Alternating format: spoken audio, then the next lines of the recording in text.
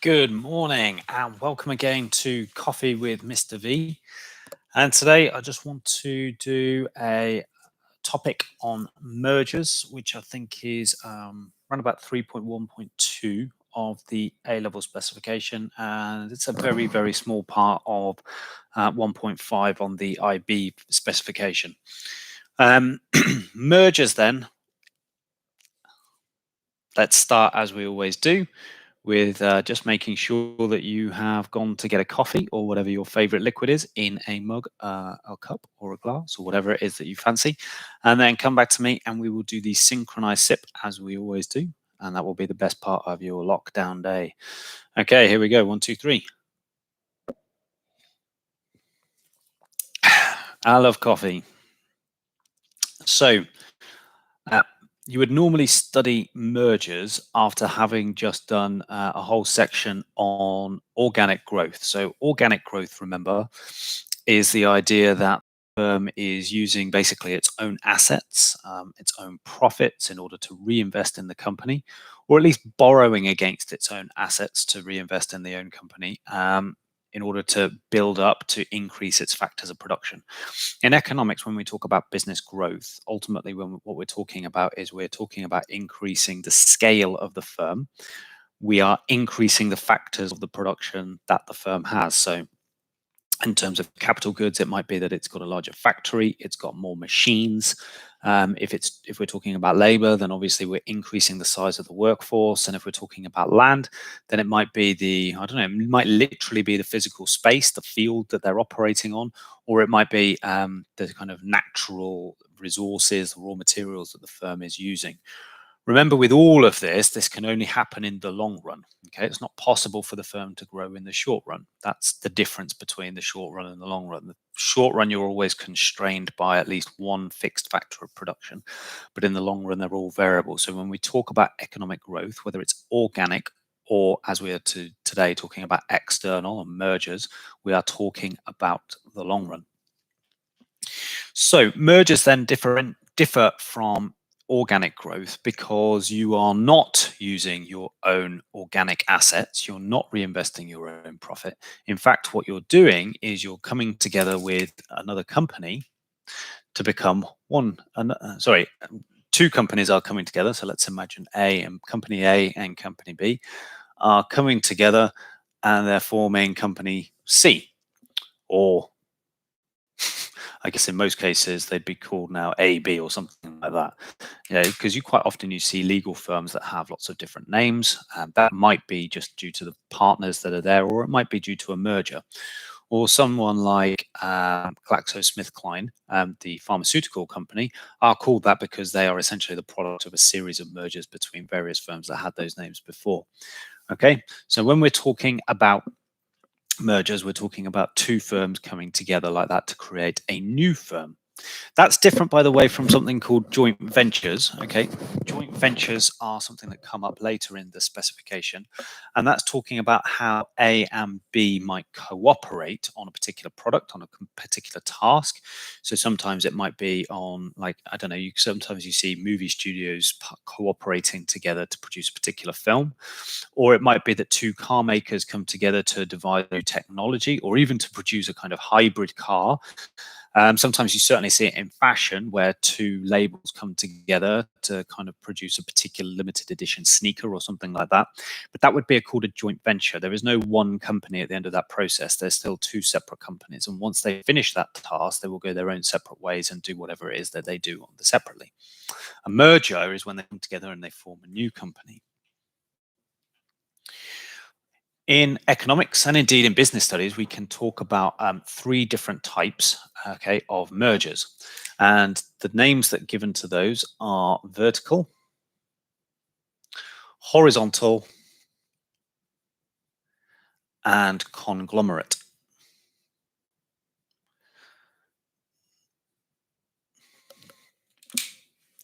A vertical merger then means that basically the firm in question, let's call it firm A, is merging with a company that is either I'll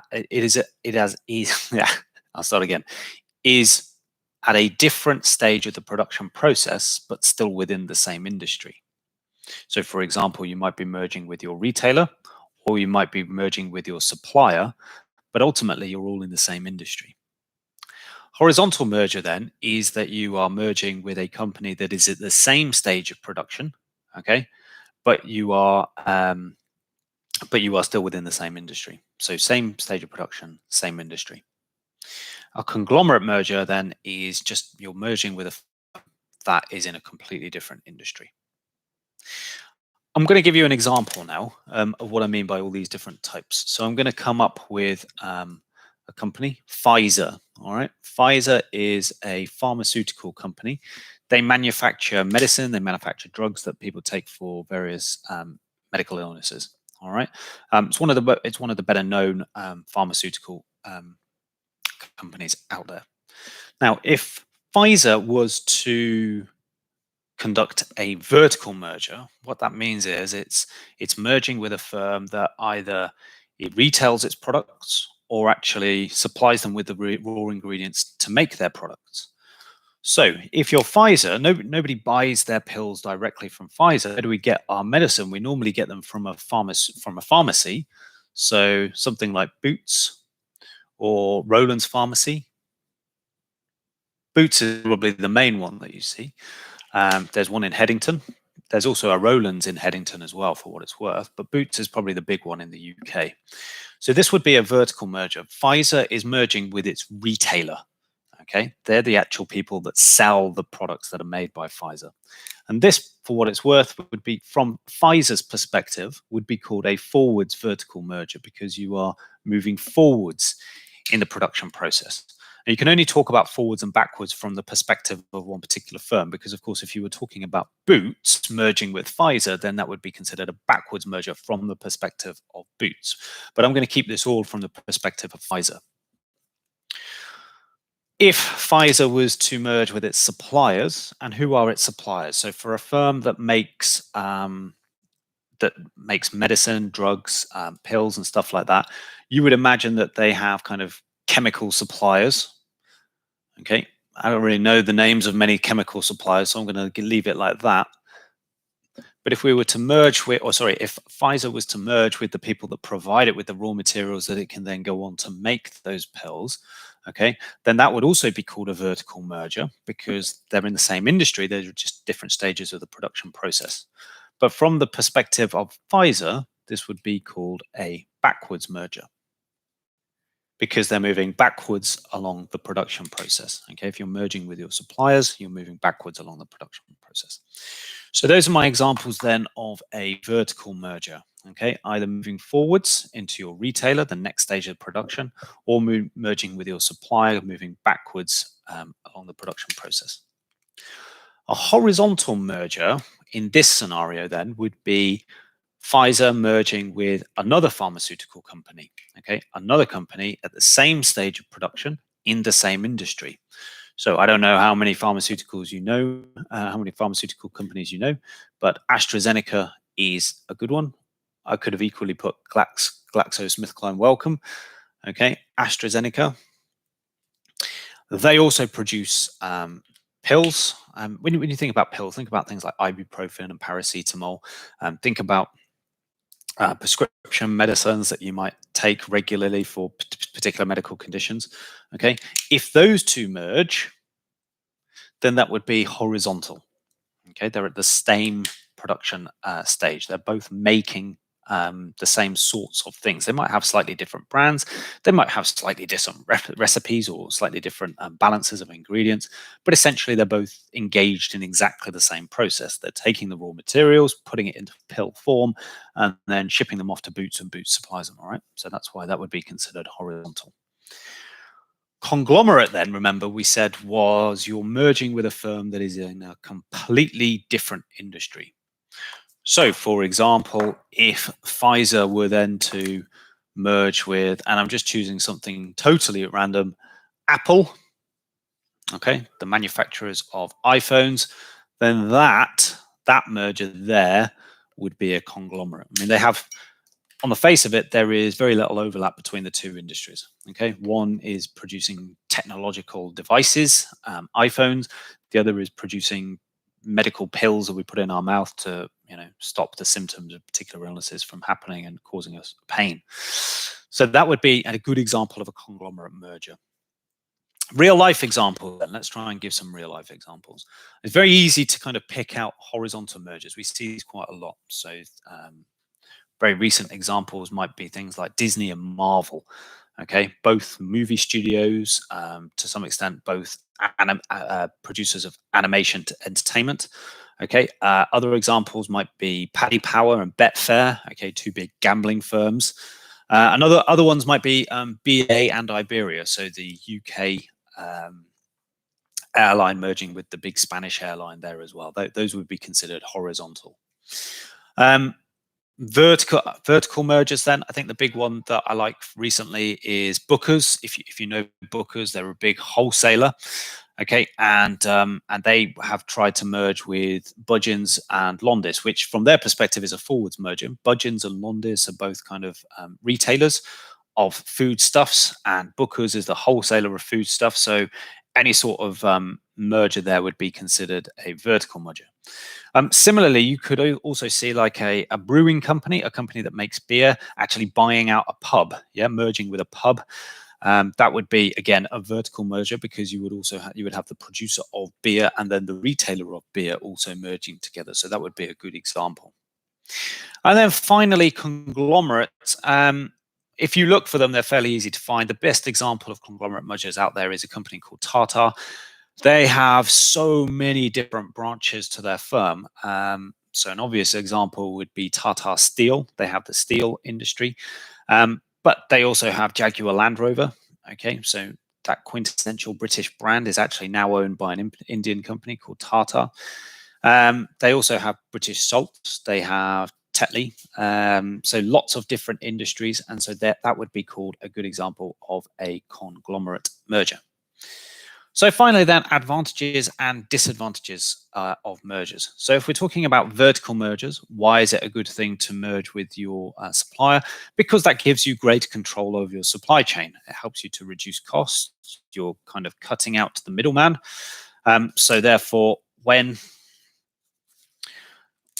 you are buying, let's say from the example of Londis buying from Booker, Booker no longer needs to make a profit from that transaction, because they're now retailing it straight from them. So you're kind of cutting out the middleman, you're cutting out that commission, you're reducing costs, and then you're increasing profits. You may you may have much better access to raw materials as well if you merge with your supplier. To some extent, you might also be able to cut out your rivals. So from Pfizer's point of view, if they merge with the chemical supplier, they might be able now to stop that chemical supplier actually giving the raw ingredients to another firm. Or it might give them access to better supplies that they previously didn't have access to in terms of the chemical supplier. Disadvantages, though, might be the differences in culture. And